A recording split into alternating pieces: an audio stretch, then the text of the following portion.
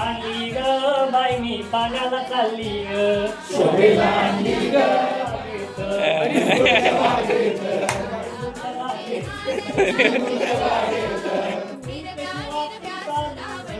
मी कशी वाकून चालू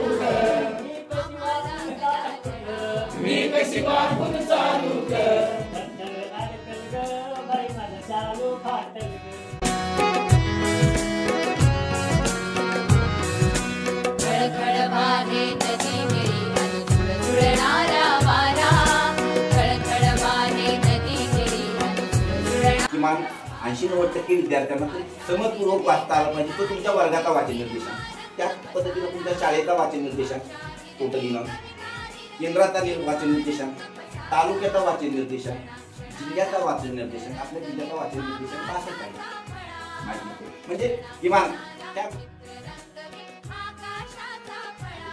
आणखी चांगल्या पद्धतीने काम करू असं आपणास आश्वस्त करतो आणि त्याबद्दल तुम्ही